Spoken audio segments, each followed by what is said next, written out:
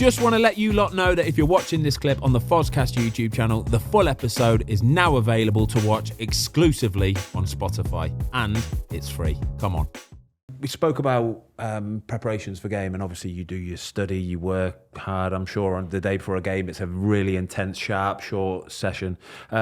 You've got a good story about the time that you watched, I think it was Spain, or was it Real Madrid, preparing for a Champions League match? Well, I was in, that's the thing where I like that that goalkeeping comes in many variations, and the approach.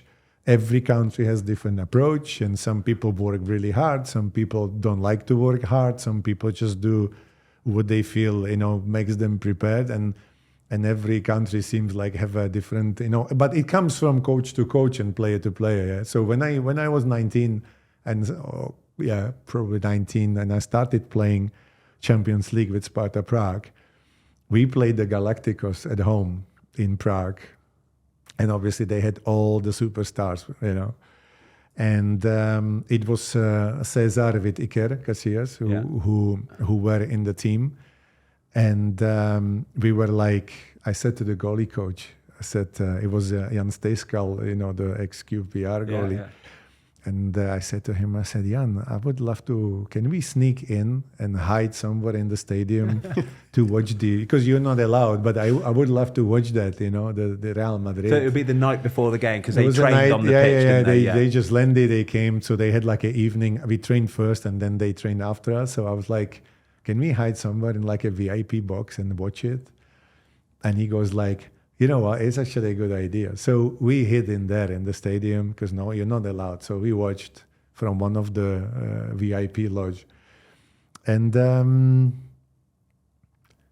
it started, the session started. And it was like, it was completely slow-mo. Like everything had a really easy, slow pace. So every time, the catch, was about easy technique, easy dive, easy catch, and the motion, like it was only about like a slow motion, so for feeling. And I was we were looking at 20 minutes, and it didn't never changed. The whole warm-up went in that. Obviously, after that, when they went with the team, it went to normal speed. But the start of and so we were watching about 15, 20 minutes, and then we were like, okay, maybe even. We were like, okay, so we don't see anything. Yeah, we haven't apart learned of completely different approach, which we would never do. We were like, okay, this is what they do, fine, but we don't really see something that would surprise us or we would learn something from it. So we were like, okay, it was quite cold, so we were like, hey, let's go to the hotel. So we went we jumped on the coach and we went with the team because that was kind of like a surprising moment where you just go, whoa, I thought that everybody does 100 miles an hour like me. Yeah. And then, to prepare, you prepare like the speed of light, get short, sharp, ready, and tomorrow you can play. And they obviously went with the feeling. Okay, I go, good feeling, I feel the pitch, feel the space, I don't want to get too tired.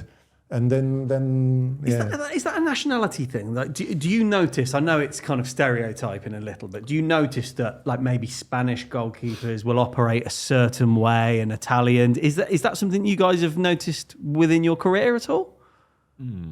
Well, I worked with people from different countries, so obviously I can say that it depends on the coach. Obviously, what approach you have. But yes, you can feel, I think, like Italian, they are really analytical. Everything is like repetition and analytical, like robotic little bit, repetition when it comes to technique. So they are not afraid to, well, let's put it this way. So they are not afraid to spend time on the repetition if they want to progress in whatever technique they do. So they will always do the technical block when you repeat the movement, and you might have one session where you just literally do the couple of techniques all over again, because they like to, because the approach probably is like that. Then the Spanish, I don't know. I had a Spanish goalkeeper coach with Unai when I was at Arsenal. But Javi is very progressive. He likes to do the cognitive stuff. He likes to do things in a good pace and like he's really precise with his preparation. So he's now with Aston Villa. So I'm sure he's benefiting from working with him. So that's that. Although he's Spanish, he had a completely different approach. But then you have the Portuguese guys are more about, Silvinho was more about the relationship. Okay, I show you, and I prepare the training session, but I will not bother you too much with too much of details or too many of technical analysis. No, he didn't. He wouldn't want to do it too much. So it was another approach. But obviously, as the evolution of the goalkeeper coaches is happening, because before you didn't have goalkeeper coaches everywhere, then suddenly you would start having goalkeeper coaches in the team. Now you have the licenses. You have to have a license to be a goalkeeper coach. UEFA now does their own licensing as well for everybody to be like a licensed goalkeeper coach. So obviously there is an evolution in everything. So if it's more united, then obviously now you probably see similar things happening in England the same way it happens everywhere else. But that was but the approach, obviously, in the past, it was different. Did you ever have an English goalie coach? For a couple of weeks, yeah. Did he just welly it at you from 15 yards? Half volleys, welly in your hands. It was good, actually. It was good in a way that, when you want to prepare for the weekend, you want people to shoot. Hard. You don't want to get a 80% shot every time. Then you go to the match and the first bomb comes towards you and you're like, oh, I don't know what to do with it. No. You should always kind of, as I said, you should always prepare at the speed or higher speed than you play in the end, because then what makes the game easier. But you can feel the approach was more physical. You do more physical stuff, but different way. So it doesn't mean more repetitions. So you can always debate what's right, what's wrong. In the end of the day, if your goalkeeper is performing, and you must be doing something right.